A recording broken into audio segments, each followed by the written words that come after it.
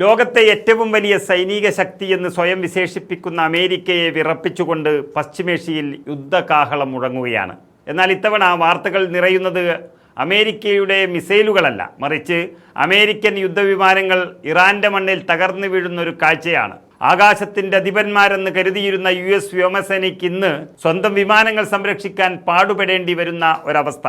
ഈ അപ്രതീക്ഷിത തിരിച്ചടിക്ക് പിന്നിൽ ഇറാന്റെ ചങ്കൂറ്റം മാത്രമല്ല, ചൈന എന്ന വൻ ശക്തിയുടെ കൃത്യമായ കരുനീക്കങ്ങളും ഉണ്ടെന്ന റിപ്പോർട്ടുകൾ പുറത്തുവരുമ്പോൾ ലോകം ഒന്നടങ്കം ഞെട്ടിയിരിക്കുകയാണ്. ഇത് വെറുമൊരു പ്രാദേശിക സംഘർഷമല്ല, മറിച്ച് ആഗോള വൻ ശക്തികൾ തമ്മിലുള്ള ഒരു വൻ യുദ്ധത്തിന്റെ തുടക്കമാണോ എന്ന് സംശയിക്കേണ്ടിയിരിക്കുന്നു. പതിറ്റാണ്ടുകളായി ലോകത്തെ ഏത് രാജ്യത്തെയും ആകാശത്ത് നിന്ന് ബോംബിട്ടു തകർക്കാൻ തങ്ങൾക്ക് കഴിയുമെന്ന് അമേരിക്ക വിശ്വസിച്ചിരുന്നു. റഡാറുകളുടെ കണ്ണിൽപ്പെടാത്ത F-35 വിമാനങ്ങൾ തങ്ങളുടെ പക്കലുള്ളപ്പോൾ ആരും തങ്ങളെ തൊടില്ലെന്ന് കരുതി അവർ സമാധാനിച്ചു. എന്നാൽ കഴിഞ്ഞ ഏതാനും ദിവസങ്ങൾക്കുള്ളിൽ ഇറാന്റെ ആകാശത്ത് കണ്ടത് മറിച്ചൊരു കാഴ്ചയാണ്. അമേരിക്കയുടെ അഭിമാനമായ F-35 വിമാനങ്ങൾ ഇതാദ്യമായി വെടിയേറ്റ് വീണിരിക്കുന്നു. ഇതിനു പുറമെ F-15E അതുപോലെ A-10 തുടങ്ങിയ കരുത്തുറ്റ വിമാനങ്ങളും ഇറാന്റെ മിസൈലുകൾക്ക് ഇരയായി മാറി. അമേരിക്കൻ പ്രതിരോധ വകുപ്പായ പെന്റഗണിനെ സംബന്ധിച്ചിടത്തോളം ഇത് വെറുമൊരു നഷ്ടമല്ല, മറിച്ച് ലോകത്തിന് മുന്നിൽ ഏൽക്കുന്ന വലിയൊരു അപമാനമാണ്. ഇത്രയും വലിയ വിമാനങ്ങളെ വീഴ്ത്താൻ ഇറാൻ ഉപയോഗിക്കുന്നത് ഭീമാകാരമായ മിസൈൽ സംവിധാനങ്ങളല്ല എന്നതാണ് അമേരിക്കയെ ഏറ്റവും കൂടുതൽ ഭയപ്പെടുത്തുന്നത്. ഇതിനായി അവർ ഉപയോഗിക്കുന്നത് മാൻ പാഡ്സ് എന്ന് വിളിക്കുന്ന ചെറിയ ഷോൾഡർ മിസൈലുകളാണ്.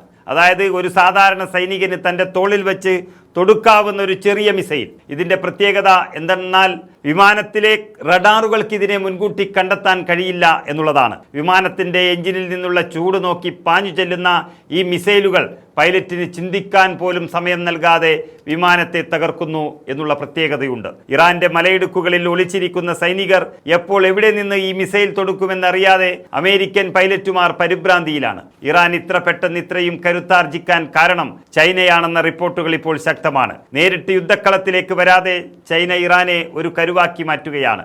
ആയിരക്കണക്കിന് അത്യാധുനിക മാൻ പാഡ്സ് മിസൈലുകൾ ചൈനയിൽ നിന്ന് മധ്യേഷ്യൻ രാജ്യങ്ങൾ വഴി ഇറാനിലേക്ക് എത്തിയതായി CNN ഉൾപ്പെടെയുള്ള മാധ്യമങ്ങൾ റിപ്പോർട്ട് ചെയ്തു കഴിഞ്ഞു. ചൈനീസ് നിർമ്മിത QW2 അതുപോലെ QW18 തുടങ്ങിയ മാരക മിസൈലുകളാണ് ഇപ്പോൾ ഇറാന്റെ കൈവശമുള്ളത്. കൂടാതെ 2024 ഇറാൻ സ്വന്തമാക്കിയ ചൈനീസ് ചാരോപഗ്രഹങ്ങൾ വഴി അമേരിക്കൻ സൈനിക താവളങ്ങളുടെ ഓരോ ചലനവും ഇറാൻ തത്സമയം നിരീക്ഷിക്കുന്നുമുണ്ട്. അമേരിക്കയെ തകർക്കാൻ ചൈന നൽകുന്ന ഈ നിശബ്ദ പിന്തുണ അത് യുദ്ധത്തിൻ്റെ ഗതി തന്നെ മാറ്റിമറിച്ചിരിക്കുന്നു. യുദ്ധവിമാനങ്ങളെ മാത്രമല്ല, അവയ്ക്ക് ആകാശത്ത് വെച്ച് ഇന്ധനം നിറച്ചു നൽകുന്ന വലിയ ടാങ്കർ വിമാനങ്ങളെയും ഇറാൻ ലക്ഷ്യം വയ്ക്കുന്നു. ഇത് അമേരിക്കയുടെ ദൂരെയുള്ള സൈനിക താവളങ്ങളിൽ നിന്നുള്ള പ്രവർത്തനങ്ങളെ തടസ്സപ്പെടുത്തിയിരിക്കുകയാണ്. സമാധാന ചർച്ചകൾക്ക് അമേരിക്ക തയ്യാറാണെന്ന് പ്രസിഡന്റ് ഡൊണാൾഡ് ട്രംപ് പറയുന്നുണ്ടെങ്കിലും പശ്ചിമേഷ്യയിൽ നിന്ന് അമേരിക്കൻ സൈന്യം പൂർണ്ണമായും പിന്മാറണമെന്നാണ് ഇറാന്റെ നിലപാട്. തങ്ങളുടെ ആഭ്യന്തര കാര്യങ്ങളിൽ അമേരിക്ക ഇടപെടുന്നത് ഇനി അനുവദിക്കില്ലെന്ന് ഇറാൻ ഉറപ്പിച്ചു പറയുന്നു. ഇതിന് പിന്നിൽ ചൈന നൽകുന്ന സാമ്പത്തികവും സൈനികവുമായ ഉറച്ച പിന്തുണയുണ്ട് എന്നത് വളരെ വ്യക്തമാണ്. ആധുനിക യുദ്ധയന്ത്രങ്ങൾ മാറുകയാണ്. കോടിക്കണക്കിന് രൂപ വിലയുള്ള യുദ്ധവിമാനങ്ങളെ വെറും ലക്ഷങ്ങൾ മാത്രം വിലയുള്ള ചെറിയ മിസൈലുകൾ കൊണ്ട് തകർക്കാമെന്ന് ഇറാൻ ലോകത്തിന് കാണിച്ചു കൊടുത്തു.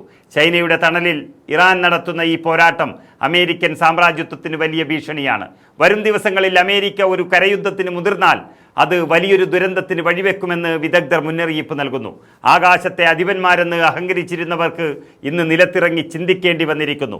ഇത് ഇറാന്റെ മാത്രം വിജയമല്ല, മറിച്ച് അമേരിക്കയുടെ ലോകാധിപത്യത്തിന് അന്ത്യം കുറിക്കാൻ ചൈന നടത്തുന്ന വലിയൊരു തന്ത്രത്തിന്റെ ഭാഗം കൂടിയാണ്.